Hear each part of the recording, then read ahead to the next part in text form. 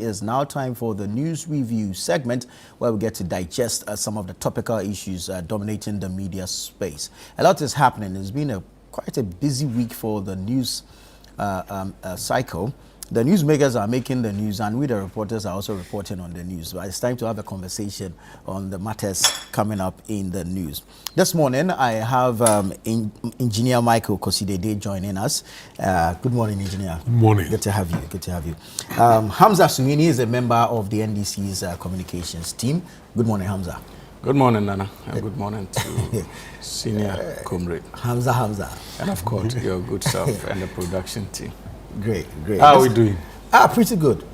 I mean, we're still reeling from the pain of the unfortunate tragedy. Absolutely. We thank God for life. We pray for strength to soldier on. Yes, and some sunshine going for it. Yes, sir.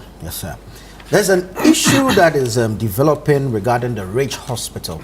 We've seen a video of a gentleman making a video suggesting some medical negligence.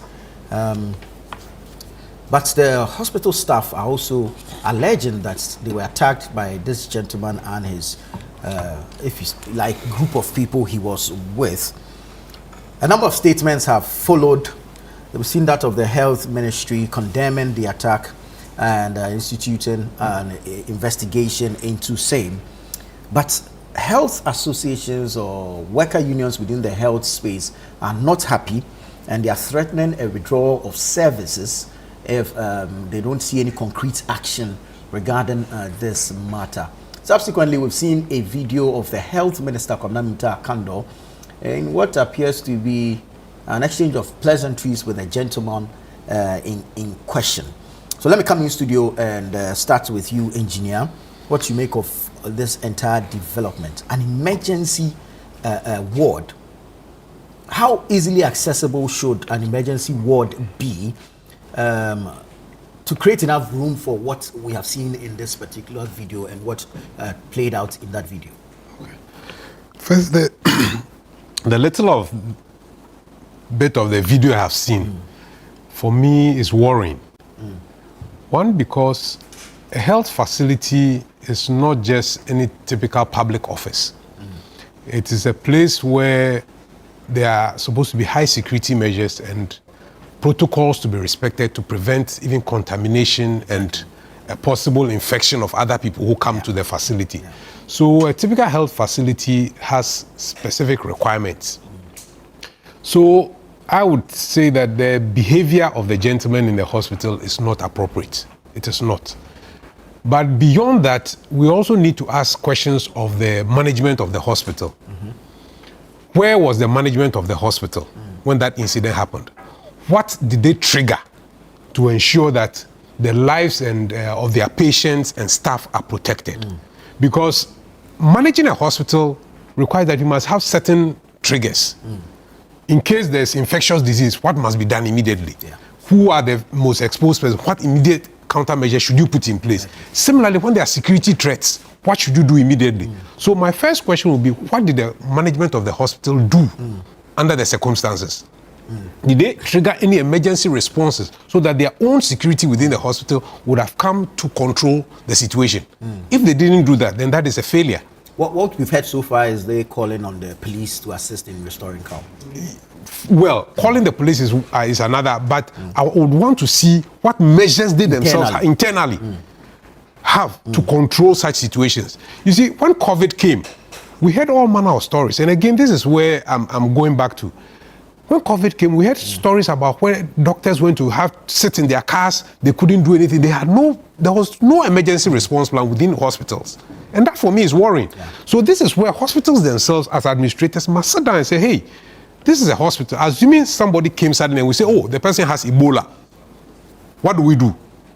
Highly infectious. What do we do? Immediately must be protocols in place to manage that situation. When there's a security threat, what do we do? So every hospital needs to have in place such a system to control such situations. So the inability of the hospital to effectively control the situation that happened for me is worrying. And all health management authorities must set up to look at this. Then the other question I'll ask is HEFRA, the Health Facilities Regulatory Authority. When they say a hospital is fit for purpose, what do they look for? Okay. Okay. Do they look for some of these things? What are the requirements? What are the requirements? The emergency response issues, do they look at them? Because I think that we need to take things seriously. We shouldn't simply make regulations and then go to bed. The person's response for enforcing and checking that the hospitals have such systems in place must be working properly. It shouldn't just become an issue of revenue. Okay, you pay this, we license you every year. No. We should make sure that these things are working effectively. So for me, in what has happened, that is the worrying thing. Now, the question I ask is, a minister appears there. What is the minister going to do there? The minister hasn't got a duty for the day. I mean, the hospital authority should have been able to take care of that situation. So for me, again, it also points to weak systems where it takes a minister to go into the hospital to go and do what? To go and do what? So for me, these are questions we need to ask of our management. For me, that minister should have been sitting in his office and say, hey, what has gone wrong? Hey, hospital management, come and report to me. How did this happen? Why couldn't you control it? He must be looking at policies and guidelines to support the hospitals instead of looking for possibly photo opportunities. I think that this could also not be leadership by example. No, this is not leadership. I mean, the same minister has been going around almost fighting chief executives of hospitals. I mean, for me, you must be sitting down and say, how do we put in place policies to manage our health facilities? Not picking quarrels with CEOs or in front of cameras. For me, these are the things that I see that clearly, consistently, the minister has displayed that inefficiency. That is not a situation where he should simply have something else, say, police, go there and deal with the situation. Then later on, sit with the hospital and say, how do we resolve this? How do we prevent this? Very well. Hamza, let me come to you on this. The GRNMA, that's the Ghana Registered Nurses and Midwives Association, is giving the police 48 hours to arrest the men in the video. The GMA, Ghana Medical Association, has raised particular concern with the minister's engagement with the gentleman who went live on Facebook, the Ralph, and they think that how the minister appeared to be pleasantly engaged in the gentleman will give impetus to other persons who will feel that they can move to any facility and attack whoever and nothing will happen. But before you go, let's say good morning to Doc Ezekiel. Good morning, good to everyone. Have you. Thank you for joining us. Well, Hamza, your thoughts on this? You see, Nana, for me, I will join Senior Comrade Kosi Dede in condemning the acts that took place at the Ridge Hospital. Under no circumstances must we as a people resort to the use of violence in registering our displeasure or whatsoever, especially when it comes to the functions of state institutions or those that are mandated under our laws to carry out certain duties on behalf of the state. Clearly unacceptable and therefore condemnable. And I support the directive of the minister that indeed the fact that he has proceeded to set up an investigation committee to find out what actually transpired does not preclude the Ghana Police Service from going ahead with its own investigations, especially when it comes to the criminal investigations as far as this matter, or possible criminal investigations as far as this matter is concerned. The minister is not a state prosecutor. The minister is not clothed with the powers of the Ghana Police Service. The minister is mandated under our laws to carry out a certain responsibility and be seen to be objective, especially when it comes to dealing with citizens of the Republic of Ghana. It is not within the purview of the minister to determine that the gentleman in question has committed a crime or otherwise. That is the responsibility of another state institution. And so as a person who is occupying a political office with detailed responsibilities as a minister, his duty is how to broker peace between the said gentleman and the hospital authorities. It does not mean that the minister is taking sides. Would we have preferred a situation where the minister is seen on live TV rebuking the gentleman, attacking the gentleman publicly, to be accused of more or less taking a decision already, especially when it comes to the investigations of the Ghana Police Service? The gentleman, irrespective of how strongly we feel about his conduct, like I've indicated, condemnable. But he's a citizen of the Republic of Ghana and must be taken through those processes. And he's a user of a public institution. Let's get that straight. He is not under the purview of the minister. Hospital administrators fall directly under the administrative responsibilities of the minister. Right. So he can invoke sanctions, especially when it comes to certain conduct that he considers inappropriate. But usually lays down rules and regulations. Will the minister be available to attend to every single incident? No, I'll get there. I'll get there. So if you are a bit patient with me, so let us get that fact straight. You see, I have enormous respect for health practitioners in this country, and I believe strongly that many of us around this table do. Yeah. And for me, that is why I find that act unacceptable. Clearly unacceptable. And I feel that the police should not deal with this issue as something that is, and maybe a day or two or after a week they sweep it under the carpet. No. Because we must use it as an opportunity to signal to many of our compatriots out there that when it comes to our medical fraternity, we'll do everything within our power to ensure that our hospitals are safe zones, not just for the practitioners, but even for users of these hospitals. Because what the gentleman was engaged in clearly, no matter the justifications he is likely to proffer, clearly could have also posed a serious threat to other users of the rich hospital facility. Yeah.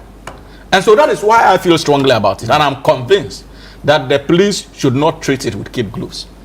But having said that, Nana, this country, we must also stop addressing effects of bad choices or bad decisions. In all honesty, it does not mean that the GME or health practitioners are without blame. They have their shortfalls. Yeah. And I have argued that, especially as a leader, the time has come, especially the Ghana Medical Association, for them to be responsive not only to the needs of their practitioners, because I have looked at their objectives, and clearly, inherent there is also a responsibility to protect clients' interests, users of these hospitals. But you and I know it may not be due to the what's the name? It may not be due only to the challenges of the health practitioners. But you and I know that sometimes even the way we are received by health professionals in our hospitals who ought to know better can be so damning.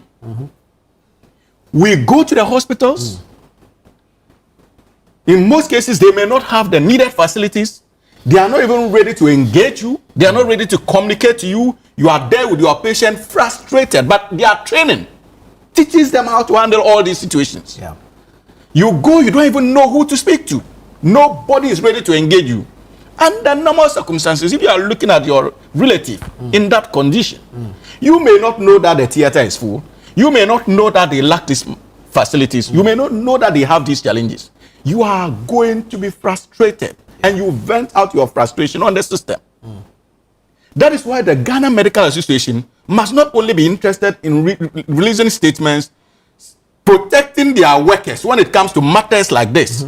They must also be interested as an association in reconscientizing the minds of many of our health workers. Because you have used the hospitals before. You are familiar with the treatment I'm talking about. We must show that human face to each other. True. That communication, sometimes it doesn't take much. Oh, my brother, the reality is that the theaters are full and we cannot do anything about it. We have complained. So unfortunately, though we empathize with you and we feel strongly that, look, your patient, your relative is struggling, there's absolutely nothing we can do. Why don't you move to another hospital? Yeah. Let us have that human interface. Mostly it is not there. You go and they tell you to go and sit down. Nobody's coming to tell you something. Your relative is struggling. Our emergency units have virtually turned them to, wards. So the GMA must not wait for some of these things to happen. If it is the problem of central government, nothing bars the GMA from letting all of us know. That is why they are an association. They must release statements. If Rich Hospital lacks certain things as far as the emergency unit is concerned, they must state it publicly.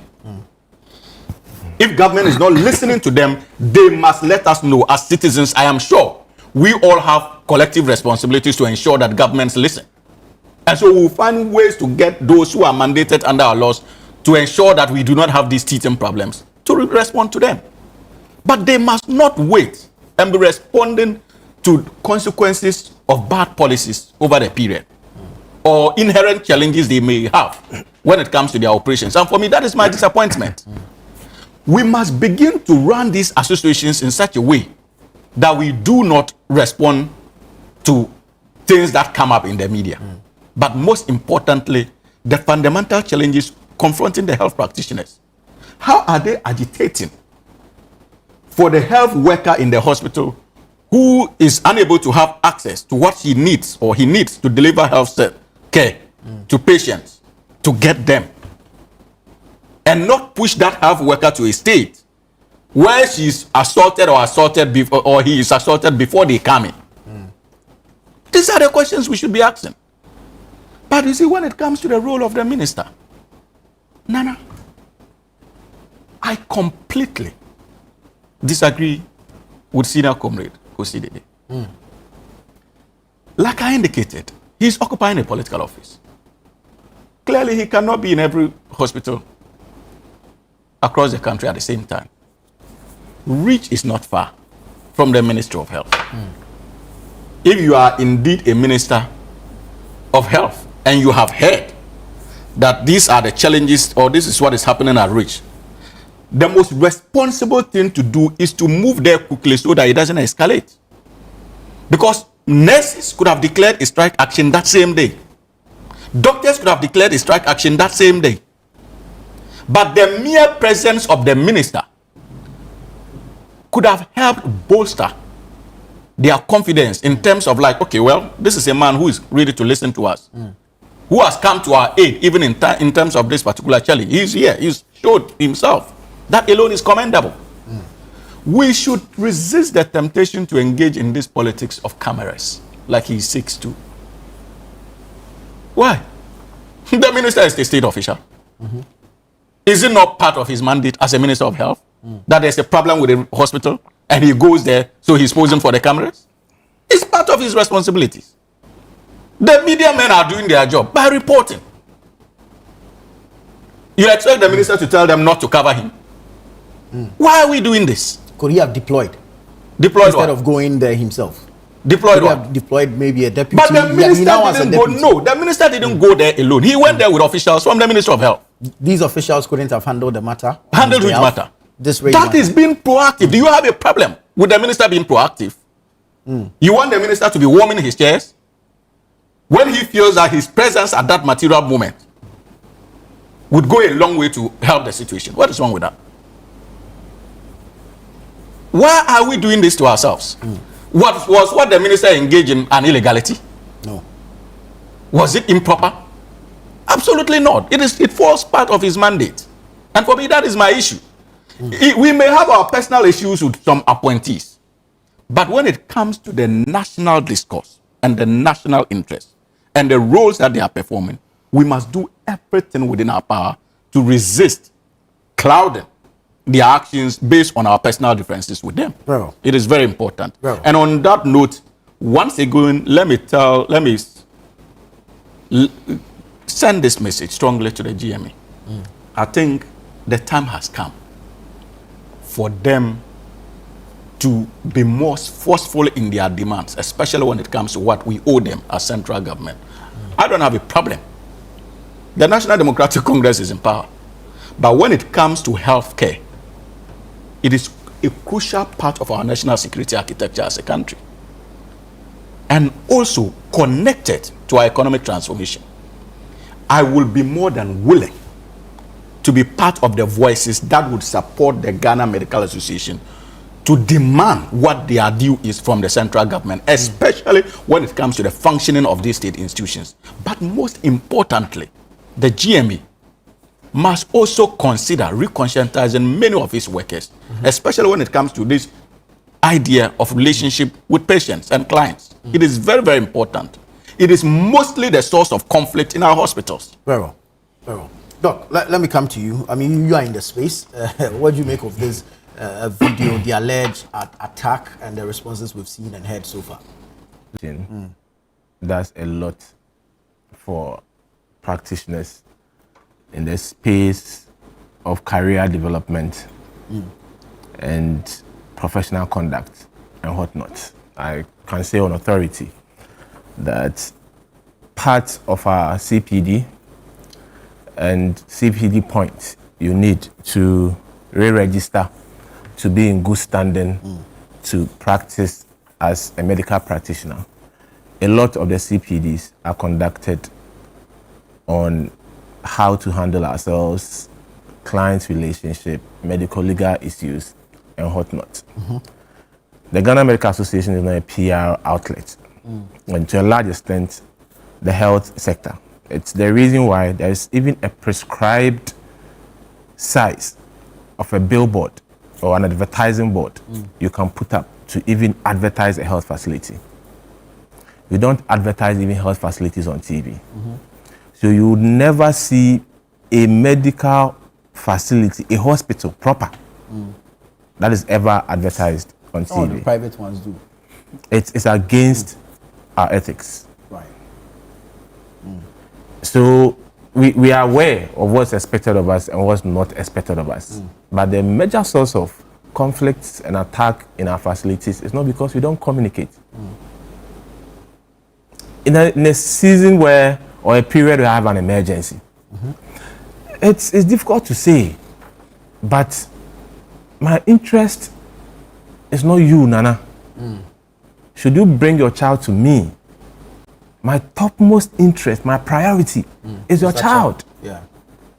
We understand the human face, especially in our setting. It's not for nothing that when the WHO was developing the health system pillars, that anytime you want to have a review, anytime you want to improve any sector at all, everywhere in the world or anywhere in the world, there are 6 major pillars you need to consider. We are not going to the academics of it. But when it came to the African terrain or developing countries like ours in Africa, they particularly included extra 2, which is community mobilization and research. Right. They know the cultural architecture of places like Africa, and the fact that the sense of community and family is strongly instituted in our part of the world. So yes, along the line, the meaning of antenatal was even revised to say that it doesn't just include having a healthy baby and a healthy mother, but a family, a happy family as well. So we take into cognizance the role of loved ones, the role of families, the role of friends when they bring a loved one to the facility. But at the time of emergency, if you go to the hospital, for example, a doctor is setting an IV line on your child, they ask you to walk out, isn't it? Yeah. There's a reason for it. We are not a PR outlet. Our job is not necessarily to advertise ourselves, come to the public to tell what we do and what we do not do and what we need and what we do not need. There's a channel of communication. The GMA does a lot of advocacy for what is needed to make the work smooth for everyone. Right? So I understand the discussions going on. But you're talking about medical practitioners, medical people, your safe space that you need the best of clear minds to work, becoming a danger zone for yourself. And we go through a lot, except we don't talk. Right? This has become topical. Had it been the other way around, I'm sure by now we would have deployed the whole national security on the hospitals. With the recent brouhaha at the Tamale Teaching Hospital, when there was a perceived, inertia on the side of health practitioners, we had a minister and another minister going there vehemently, verbally, sort of apportioning blame to the head of the facility and the doctors, which angered a lot of medical practitioners. And that anger is still there. That act demonstrated to colleague doctors at the Tamale Teaching Hospital still lingers on, and you speak to colleagues and they're like, how can you come to my workplace and by virtue of you having a position, you come and demean me in my safe place? If your boss is unhappy with your performance, he has the right to take you on. There's a channel for it. Exactly. There's a channel for it. Imagine you having your production at this point. Then your CEO or manager is unhappy with you. Then he works on the set. You come and register his displeasure at you. And you say, yes, he's my boss. He has the right to rebuke me when I'm wrong. So coming on set with the cameras on, everyone watching, to rebuke you, and you'll be happy or you'll be okay. There are channels. Even if you come to the facility and you want information from me as a doctor, I'm not obliged to give you information. I should direct you to administration. We have HR people. We have hospital administrators. We have medical directors before CEO. So if you go to a place like Kolebu, there's a CEO, there's a medical director, and there is an head of HR. If you want any information, I'm not the one to give you the information as a doctor. I'm there to provide services. I'm not there to handle management and what you need to consume, right? That is not my job description. My job is to give you the healthcare you need. And how can I be best performing? How can I be at my best if I don't feel safe in my own environment? And like I said, we go through a lot, except we are not out there to say these things. I've been a victim of verbal attack, not physical. I have colleagues who were physically assaulted. They had to call the nearest police station for the police to come and forestall normalcy. And these are everyday crimes that are perpetrated against us, yet we keep quiet about it. But we doctors and nurses do a lot. We go beyond our pay grade. We go beyond even our job descriptions to do a lot. Doctors are always, collecting money from each other to provide medication for patients, especially those in the pediatric unit. Imagine a mother comes and there's no money, and drug A or drug B can help solve a situation, and there's no money. Do you think doctors will watch you? When I was doing my house job at Kolebu, the cancer unit, right, at the pediatric unit, our senior doctors, they will always gather us to contribute something to support the care of our patients. There are some that need certain investigations to be done before we can even give certain medications. Without that investigation, to know the state of some of their organs or systems, it will be difficult to administer certain medication. And if the mother says there's no money, would you watch the child to perish? We contribute a lot. We give them support financially to cater for themselves. So nurses, doctors, midwives are actually doing more. But isn't that why there is the need for this advocacy for an improved system? So you do not get to carry this burden. The advocacy is ongoing, but GMA will not come and announce it and tell you that we've written to Director General at the Ministry of Health that facility A, facility B lacks ABC. At the end of every 6 months, we do review and report. And every hospital administrator, or to a large extent, the minister knows what the hospitals need. There are reviews upon reviews done every year. Do you understand? Yeah. Let's condemn the act again. Under no circumstance should your workplace become a danger zone for you. And what we seem not to understand is that my state of mind is very critical. There are conditions that it will be very difficult to tell, upon first-hand information, what actually is the cause. And you need to do a lot of brainstorming.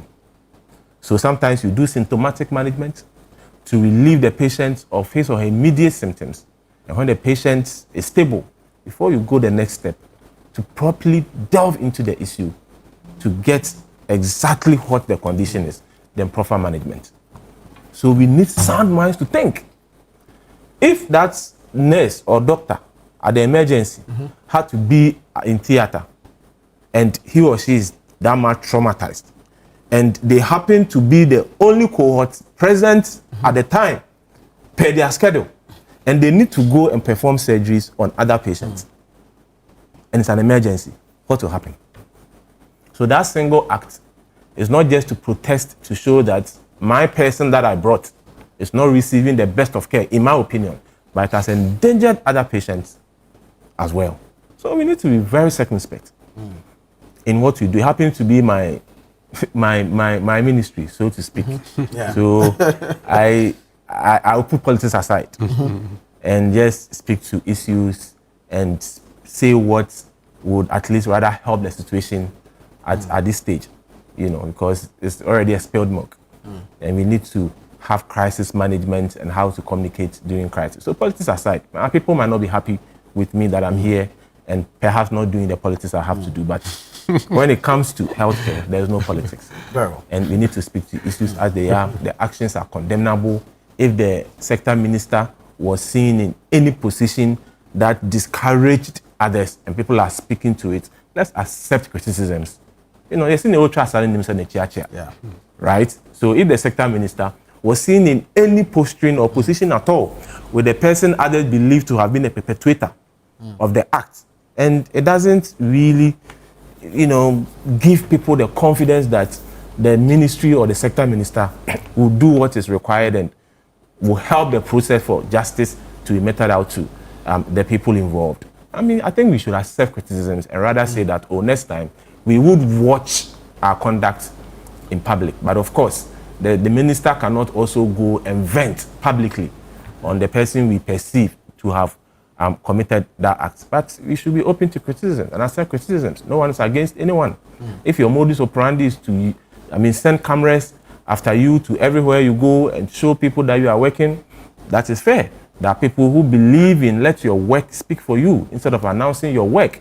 So we need to be open, especially as public people. We need to be open to accept criticisms and, check our conduct, revise our conduct to see where we fell short and where we can master our game. Very well. Let me take a few quick messages. This one says, good morning, Nana. Our laws must work. So much lawlessness in the system. Ahmed from Nima sent that one in. Good morning to you and your panel. The guy should be arrested and prosecuted. But sometimes these health workers too are very rude and indisciplined. No one will act without reason, though it's not right. Some of the health workers be... my greetings to my name, Hamza. This is Hamza from Tamale. Sending this one in.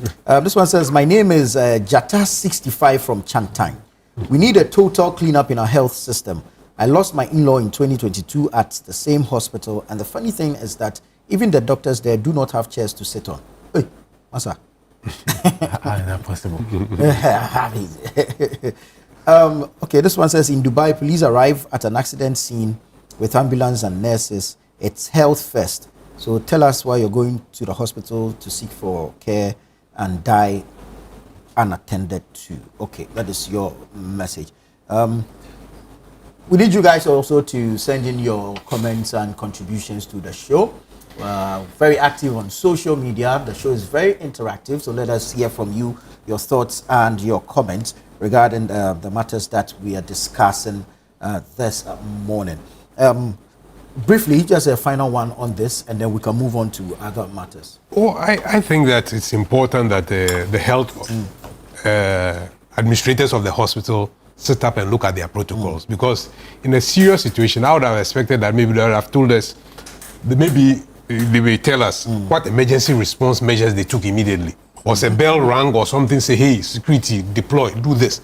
Those are the things that I think that based on the incident, our managers of the facilities need to begin to look at and say, how do we ensure that we protect staff and patients in this hospital? Because we shouldn't just walk away from this as another incident and just let it go.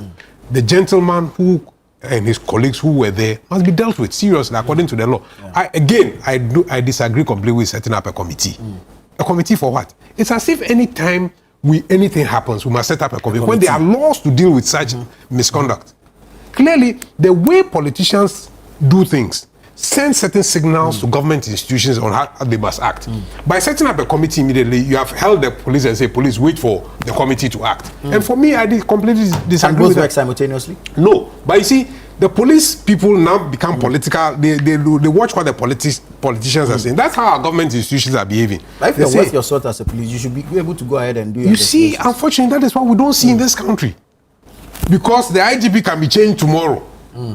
You understand? And for me, these are the things that we need to be mindful about. That what signals are we sending to the state institutions that is responsible for dealing with this in terms of law? Setting up a committee. Somebody goes into a hospital. I mean, even if anybody, it should be a hospital administration saying, look, what happened here? Where were they? And then support the police. Why should the minister be setting up a committee to look into that? For me, those signals are bad. We shouldn't be doing that. We should allow the police to take their measures and deal with the gentleman. Right. For me, those are the comments I want to end off. I kind of agree with you, and Hamza, I want to ask you on this one. Can the management of the facility take on the gentleman individually for whatever they find to be criminal in what happened? And can the gentleman also take on the management of the facility for whatever he feels is his challenge, therefore scrapping this committee? Absolutely. You see, like Senior Comrade indicated, when it comes to the relevance of the committee, it is left onto our personal opinions as to whether indeed it is relevant or not. I do not disagree with him, especially when it comes to what we all saw on TV. Yeah. But listening to the minister was quite clear. He said that it presents an opportunity for him to actually even look into the inner operations of the Rich Hospital.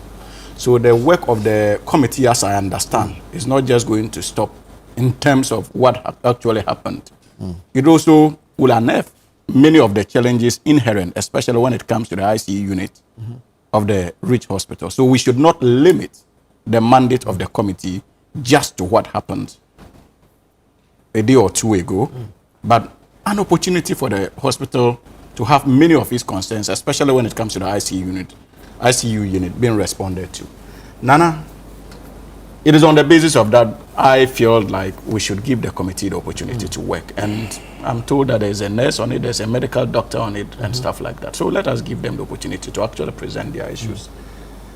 Again, if you are a medical practitioner and you decide in your own right to downplay many of the things we experience as users of these facilities, especially when it comes to our relationship with the workers, and you tell us that you are not a PR institution, we would be quiet and watching.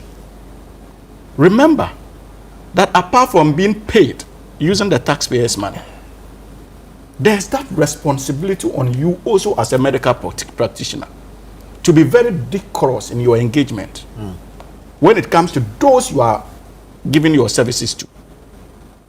We are not asking you to become PR experts overnight. There are certain basic underlying relationships that you need to emphasize on, especially when it comes to your training. That's all what we are requiring. We want. I assure you, if the GMA is very responsive to the needs of the Ghanaian people, they should attempt a survey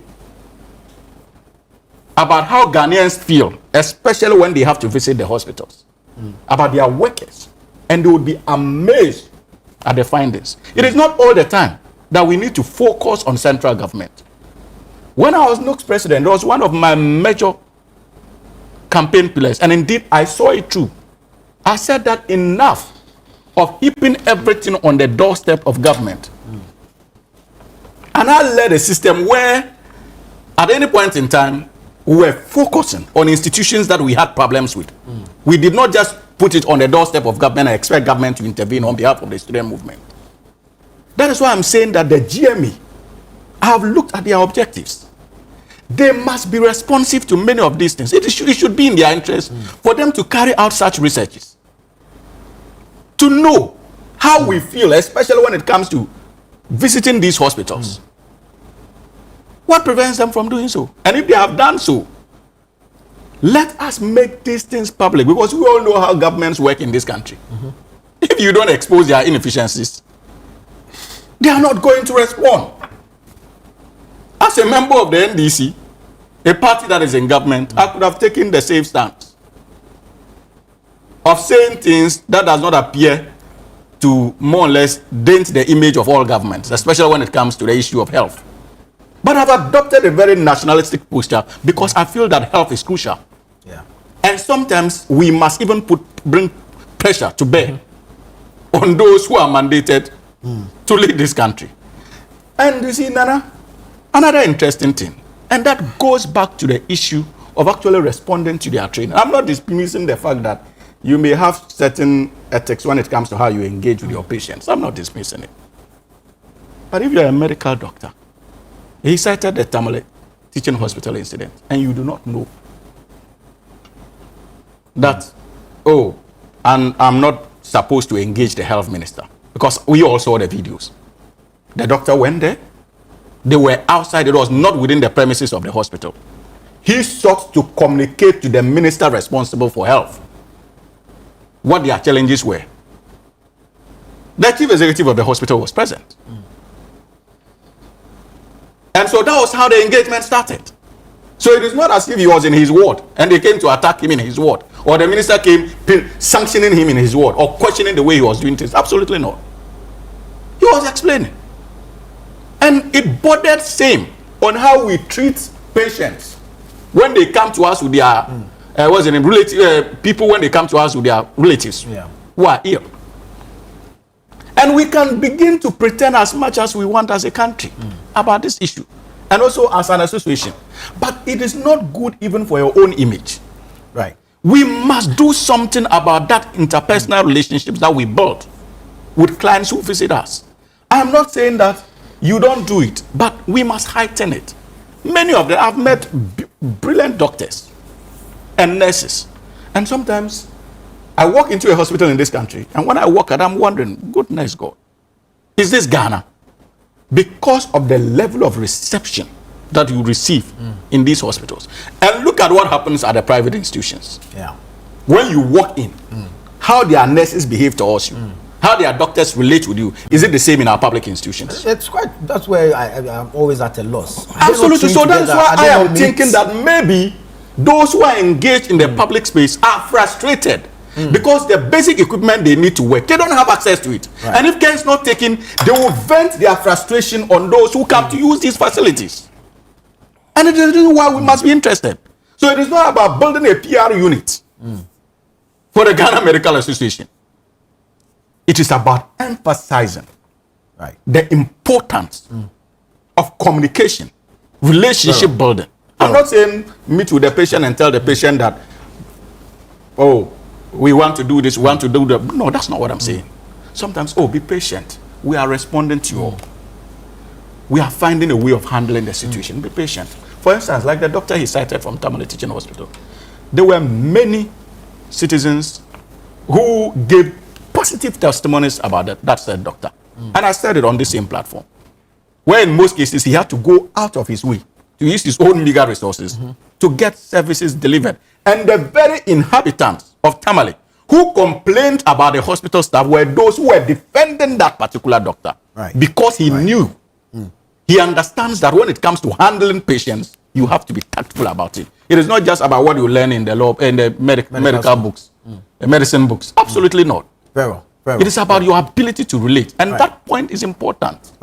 But when it comes to the final, when it comes to the committee, you know, it is within your right to express an opinion as to whether indeed it is relevant or not. And I do not begrudge you for thinking so.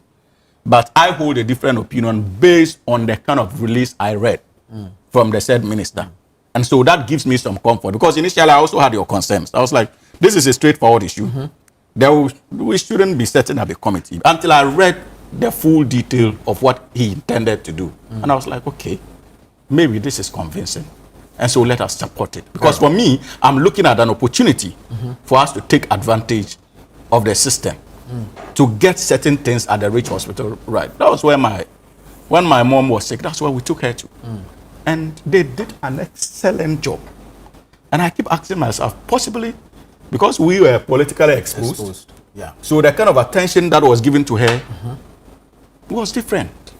I may not be able to speak when it comes to the ordinary Ghanaian as to whether indeed they also got similar treatment from the rich hospital. Because yesterday, when I saw the news, that was what came to mind. I was like, but this hospital, the professionals there, they did a professional job when my mom was there. And they would walk in at specific times to check on her, engage her in conversations. But then again, it then dawned on me, well, you people are politically exposed persons. Yeah. So possibly that was why they did that. And they didn't do that this didn't happen under President Mahama as president. It happened under President Akufo-Addo as president, undoubtedly. So I'm kind of familiar with the culture there. But then again, maybe because of my political exposure. Very well. Doc, final take on this. There's a distinction between my submission, clearly.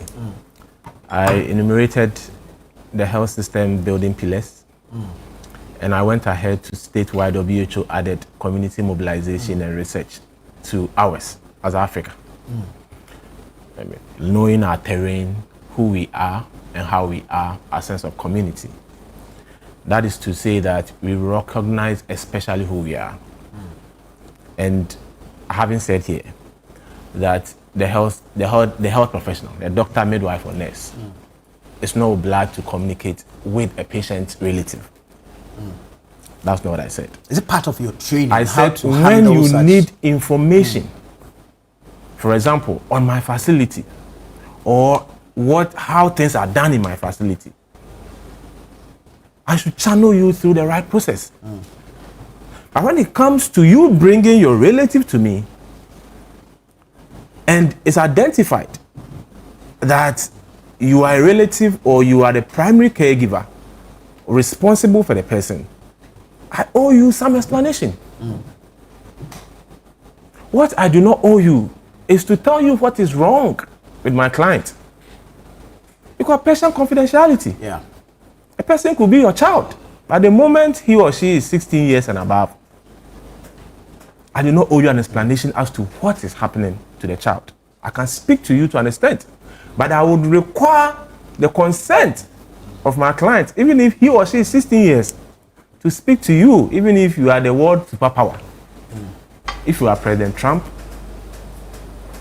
the world most powerful person, Putin. or Putin, the world most powerful person, and you bring your child to me, and he or she is 16, you can ask me all the questions in the world. It's not about who you are. You're under no obligation to divulge information. divulge any information pertinent to my patient to you. I can engage you. Yeah. And I even revisited the definition of antenatal to you. Yeah. That it goes beyond having a healthy child. It goes beyond having a healthy mother, but it includes having a happy family. So we understand the aspect of our families and loved ones in our work. Right. But when I'm faced with an emergency, do you want me to leave my client to come and explain things to you when it's an emergency? Priority then. My priority then will be my patient. That's what I mean. Yeah. That's what I'm trying to say. I'm not trying to say that doctors don't owe you explanation, we won't speak to you. No, exactly. That's not what I said. Perhaps my brother did not understand the tangent I went, which is okay. But at the time of emergency, we throw certain things aside. There are protocols you deal with. There's a way to even carry a patient to the theater. But when it's an emergency, certain protocols are broken because it is a matter of life and death. If it's an elective surgery, Tufo had some ganglion swelling on the wrist and I need to remove it, I need to follow the protocols to the latter. But Tufo comes hemorrhaging, unconscious, I tell him to go and follow protocol. So the protocol itself gives room for the protocols to be changed when it comes to emergencies. And at that time, this happened at the emergency or the ICU. What happens at the ICU? What happens at the emergency? That's not the time for tete-a-tete. It's an emergency, for Christ's sake. And what is in your interest is not me coming to speak to you at that point. The best for you is to get your relative or your loved one up and active at that point. And at that point, visitors are not even allowed. So even if you watch the medical soaps, the moment the emergency comes and they wheel the patient to the emergency room, they try to shut the door. All other persons outside because the doctors need full concentration to work. There are some of the things we do that when you are there, because of the love you have for your patient or your relative, You might not even be happy. Imagine having a day-old child, and I'm trying to set a line for the child, and I'm not getting the vein well. The mothers, we see the pain they go through all the time. So we usually ask them to excuse us from the procedure room because we know it is unbearable being a mother, your day-old child going through that pain, the baby crying. But it needs to be done. When I was a medical student, my mom was not well, taken to Kolebu. As a medical student, that should know better. When the drip was running, I was like, in so then contempt. So the opportunity. At that point, you were not a medical student. You were a person. son. Yes. So we understand the emotions of people, and we understand how to manage those emotions, right? So I went. They gave me some leeway because they knew me on the ward. I was on the ward all the time as a medical student, so I was going there all the time. Even outside visiting hours, I was staying with my mom in her room all the time. Then I'll go and, regulate the flow small. And I know it won't change anything. If anything, I'll put my mom at risk. Right. Yet, my emotions as a son push me to do beyond what I'm taught to do. Right. And in most cases, the patients come, their relatives are wild frustrated. When you have the patient to speak to them, there was a man I spoke to on the ward, speaking to the nurses anyhow, cursing them, raining insults on them. I left theater, came to speak to him. I was like, doc, no, my hoto. Your friend said me old woman So people also carry issues from the house. External frustrations, even to the hospital. So what is happening at that point in time in the hospital becomes a trigger and an add-on to issues they are carrying from home. Right. And doctors are managing issues beyond what are presented to them because we understand health not just to be the mere absence of disease, but your mental state as well. So we are managing patients and we are managing relatives who are not even on our list as patients. They are not our clients. That is what we do. Very well. We speak to patients, relatives a lot, but we need to understand certain things to make the work easier for both of us. That's what I'm trying to say. Just to emphasize quickly, you see, my attention has just been drawn to the fact that this said gentleman was the very person who not long ago assaulted one member of parliament from the minority side. Yes, Tika. Yes, Tika. And I saw the video where the gentleman, even after he was granted bail, went to apologize to Tika. I think that his activities are becoming unacceptable. True. I agree with you. Whoever is encouraging that behavior, we must put an end to that action. This is unacceptable, irrespective of his political leanings, because this is not why we are given the mandate. If it is that, he's using his association with the NDC that is in government to engage in many of these things, then someone must stand up and stop that act, because it is going to give the government a bad name. It is unacceptable. I agree. Clearly unacceptable. It has to be stopped. And our security agencies must begin to monitor his operations. This is unacceptable because it is his actions clearly unacceptable. Very well. Unacceptable. And I don't know why we treat such people with kid gloves. That is a public space. Even if you go, we need to go and do from him. I assume that you need some kind of permission to go in there. Clearly, the emergencies display. Yes. Medical records should be out.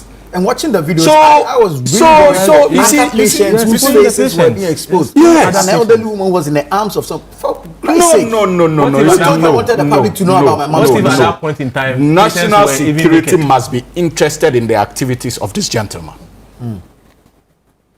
They must be interested in the activities of this said gentleman. Very Or well. else, if we are not careful as a republic, what is coming next from his quarters, we may not be able to survive it. Not to cut Very my brother Hamza. Briefly. But people's medical records are so private Yeah.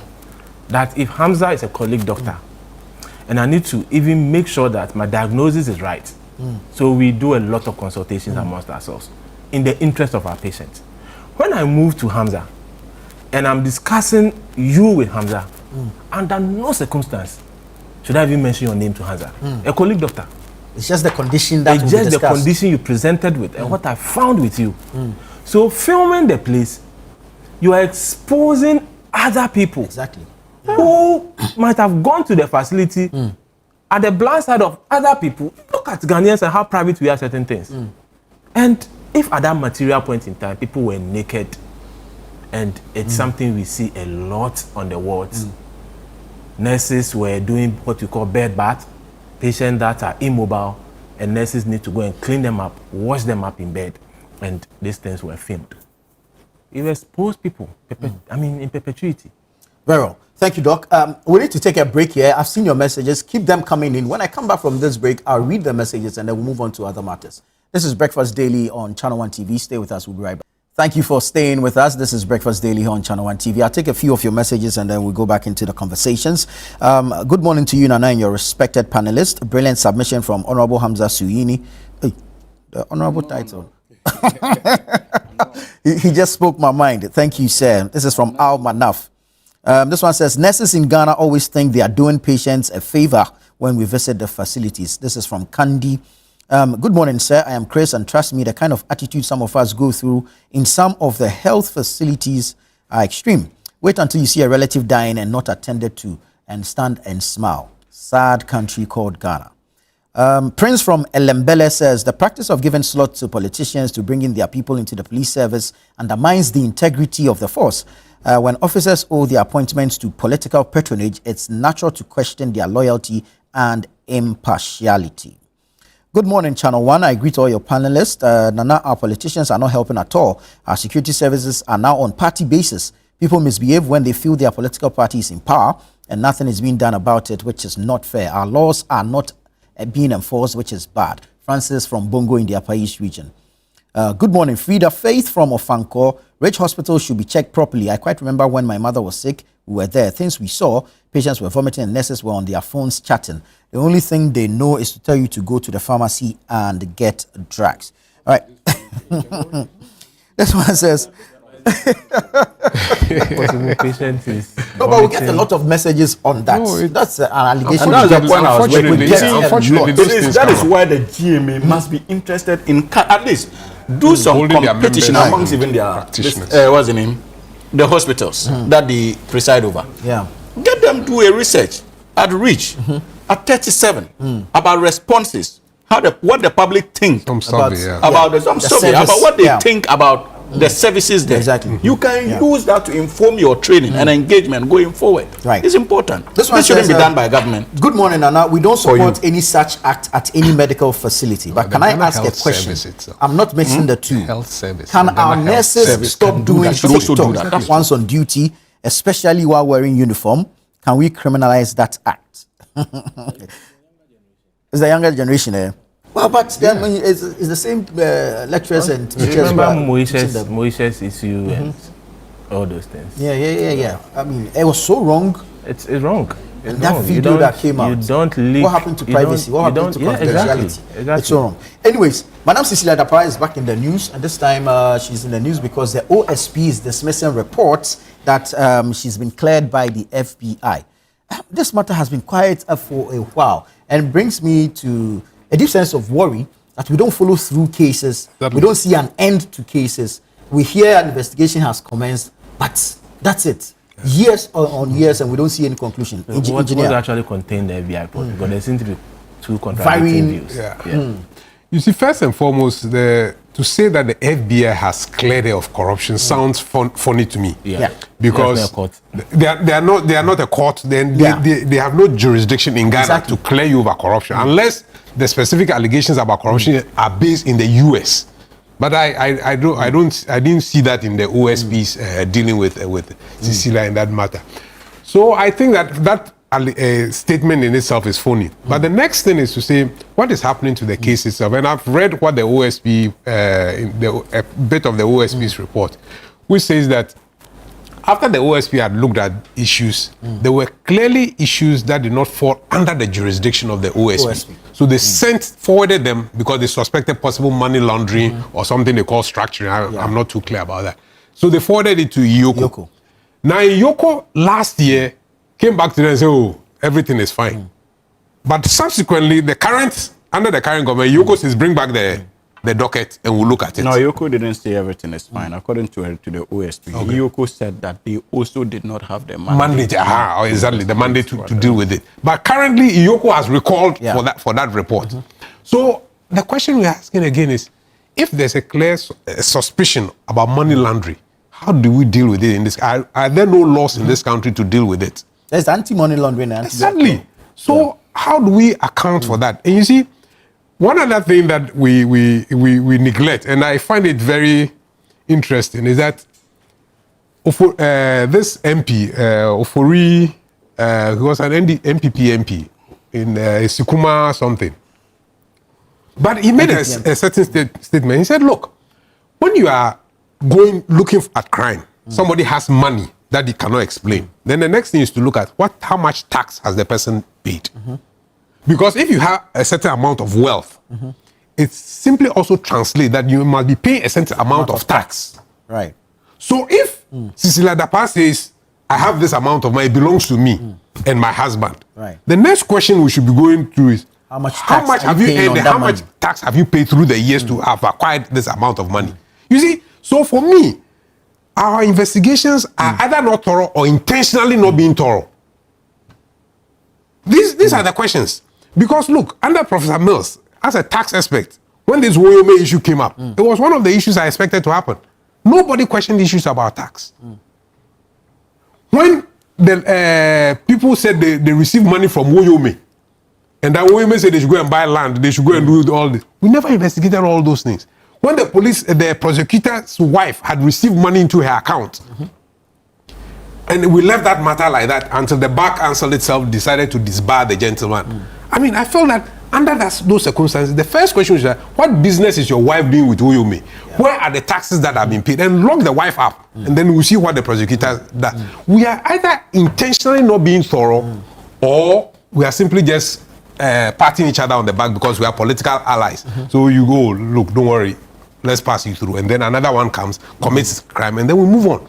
So for me, we have laws, we have institutions to deal with them, but either we are deliberately letting people off the hook, or we are not thorough enough.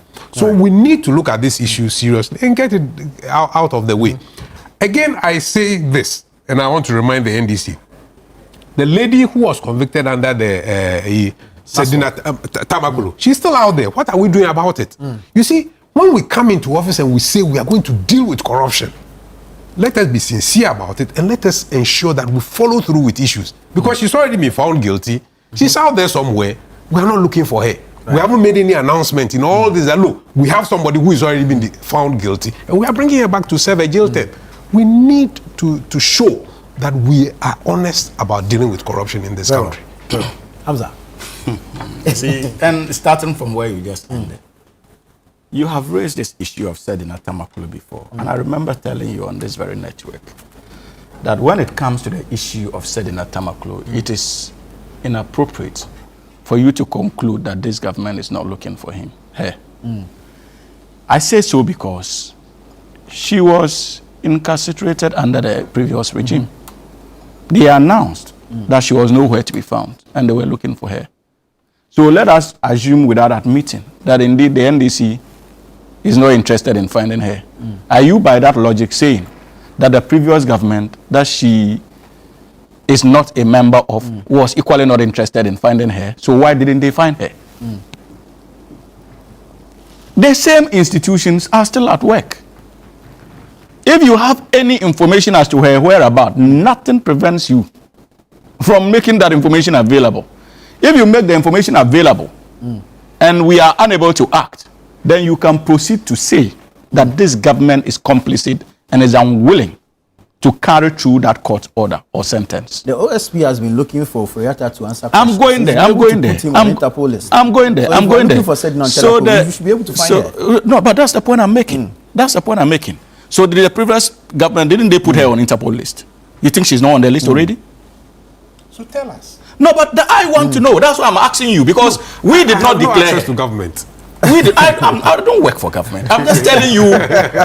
I don't work for government. Exactly. But I don't work for government. There's a difference between governance and that of the political party. And I'm telling you that the yardstick you are using to say that this government is complicit is unfair.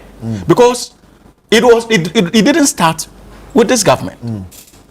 The previous regime did the incarceration. If you have information that shows that this government is lackadaisical, they know her whereabouts and they are unwilling to act, I can guarantee you on this show that I, Hamza Sohini, will be part of a call to ensure that this government is accountable by bringing her home. That I can assure you. I will shy away. But let us not create the impression that because she has not yet been found, that means this government is complicit. Does it mean that the MPP government was complicit or was not interested in finding her as well? Why didn't they find her? Again, we are dealing with the Office of the Special Prosecutor that was instituted under the previous regime.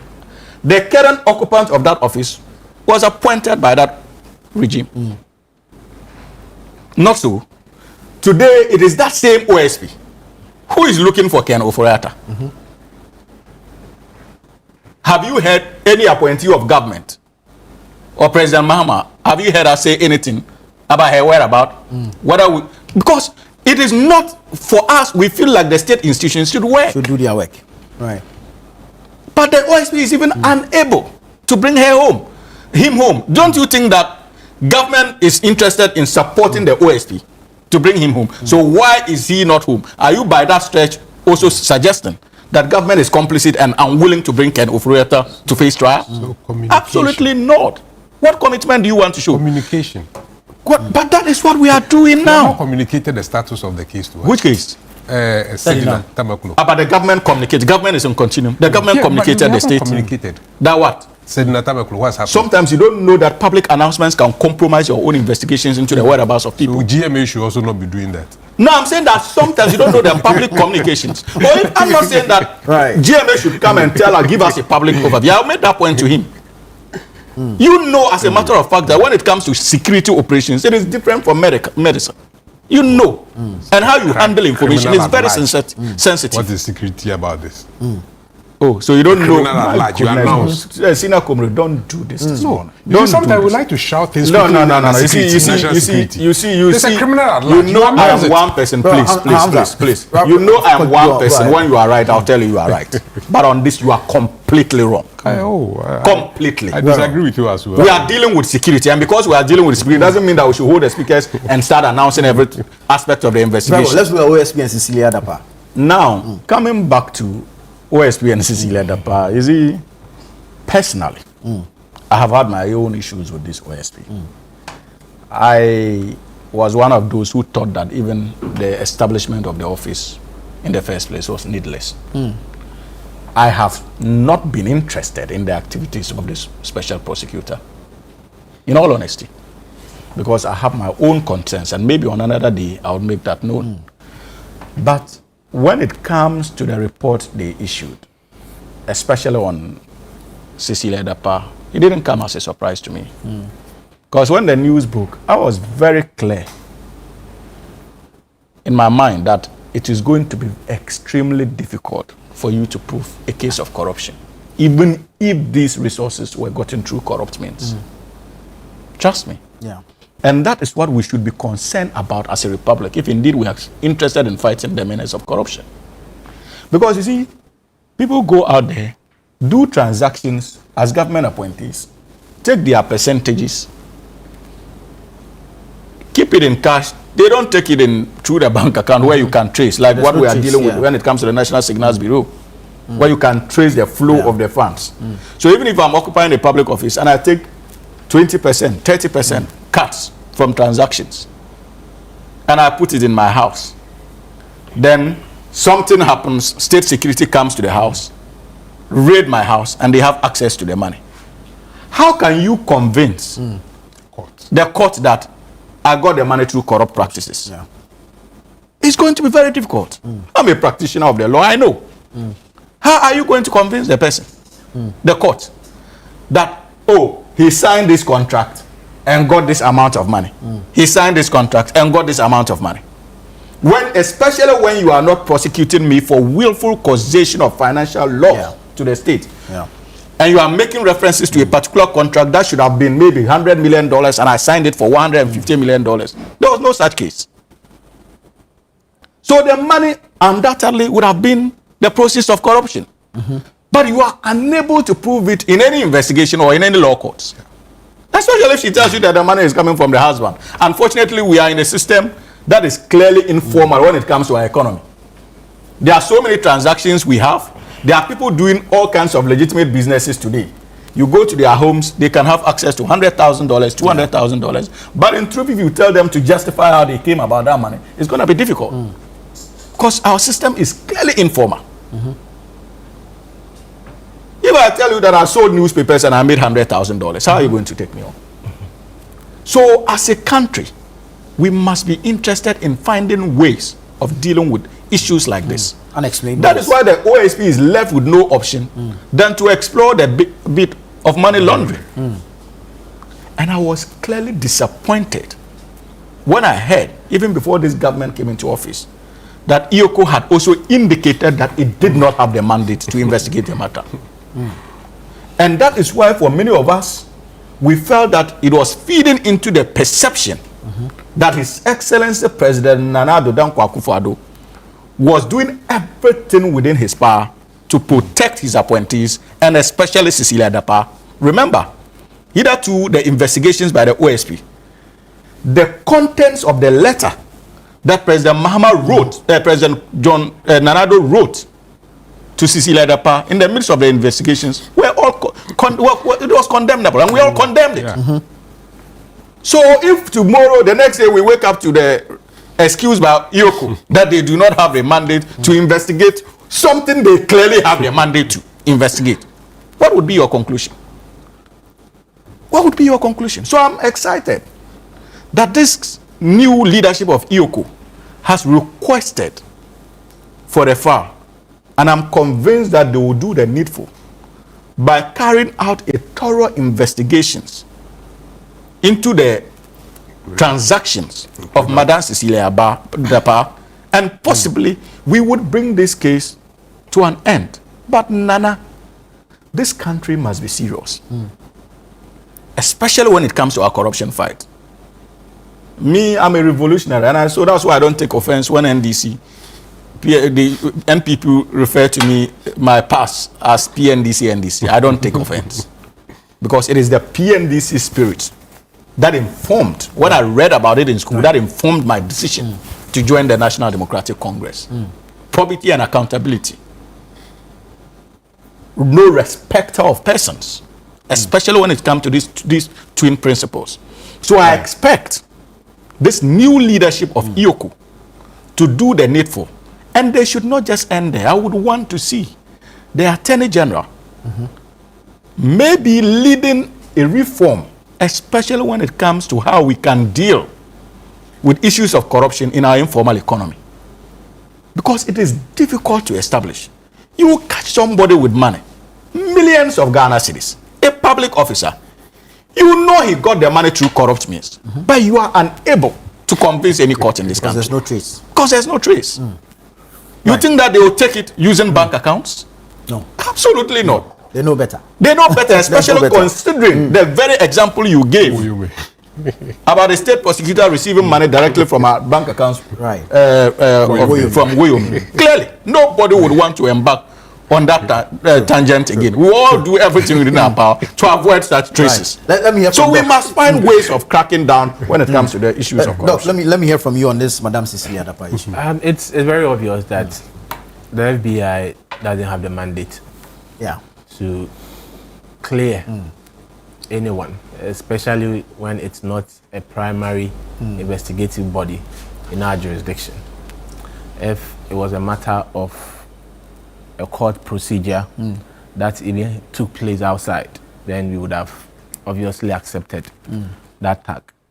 But it's very obvious that they didn't find what others suspected was the case, even though that does not necessarily exonerate or clear the matters. It's unfortunate that the person in question has already been crucified. The narratives, the modus operandi of the OSP and the office. I mean, public trial of persons.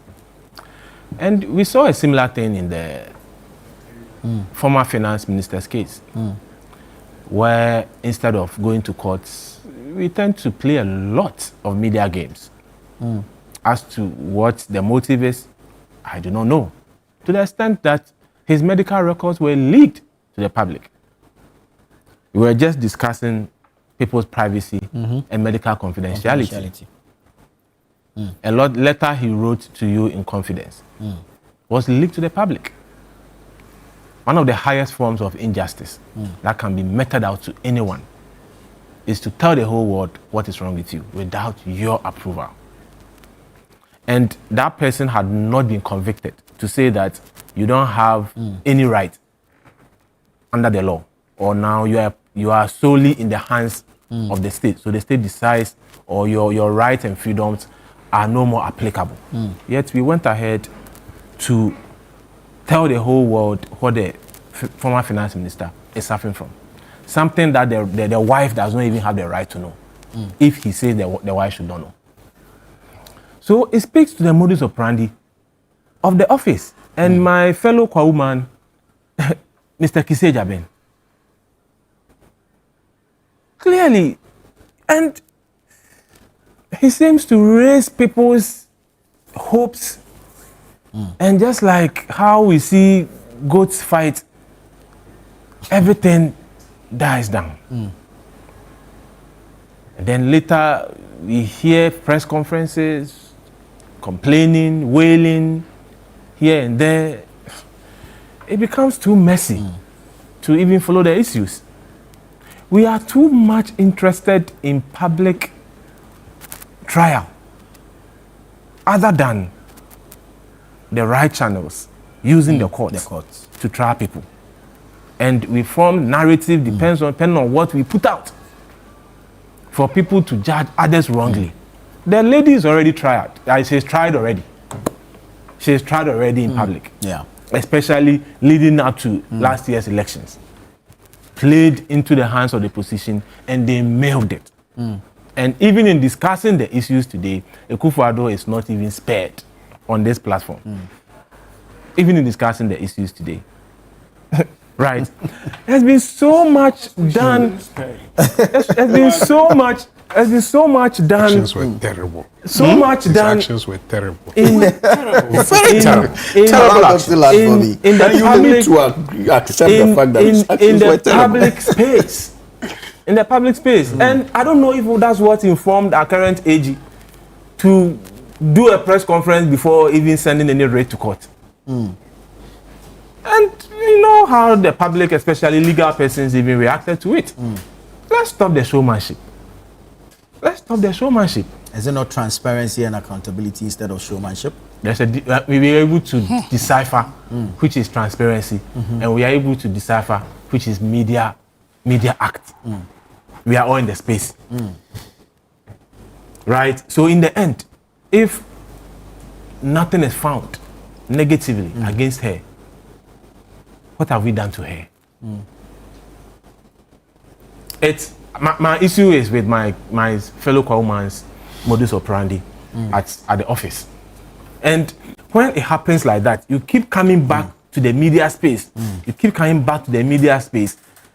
At a point, people would be like, oh, the usual rhetorics. Is he here to complain? Or he's here to say, I couldn't find anything wrong with anyone? He himself could not find anything untoward, right? Is that the case? Yeah. He could not investigate based on his mandate and bring appropriate charges. So then all the brouhaha amounted to what? And what was all the brouhaha for initially? Brouhaha by who? The OSP. Because, the raid and counter charge couldn't have been established. The raid and counter raid, court says... It was a matter of interest and they had to act on it. But upon acting on it, the results proved otherwise. We saw a lot of excesses. That's what I'm trying to say. Very well. Very well. The raid and the public display. We've gone here, we found this, we found that. Come on, you are investigating an issue for Christ's sake. Should every step of your investigation be put out in the public domain? And yet you go to court and you don't find any favorable judgment. That's what I'm saying, that when you keep doing that, the next time you mount the platform to speak to the public, are they going to really have confidence in what you are coming to tell them? Very well. Very well.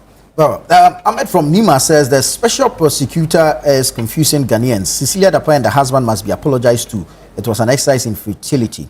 And this one says the special prosecutor's office appears to be squandering public funds on unproductive pursuits, and I predict they will be held accountable for causing financial loss to the state before their term ends. Will they change course and deliver results? Is a question Aminu from Nsawam is asking. This one says, hi, good morning. My name is Peter. Hamza is doing a good job. Although I am a member of the MPP, we should not encourage wrongdoing as a country. The lawlessness is coming, or is becoming too much, and it's time to put an end to it now. Gentlemen, thank you so much. Unfortunately, we have to leave it here. I was really hoping we could touch on the matter of the president's trips, but unfortunately, we've run out of time. But thank you so much, Doc. Thank you, Hamza. Thank you, Engineer. But Grateful Nana, to but you. Nana. You see, you even under a minute. I was disappointed when I realized that it was part of the discussions for today, especially when we have Hamza, our all time is agreed. up. When we have all the presidents. Thank you, Hamza. When we have Thank you, all gentlemen. agreed that the gentleman lied, Vincent lied, because you are media men. Thank you so You much. have done This your has post been checks the and news you review have segment on Breakfast Daily. I'm sure that's why you The show continues after this. Stay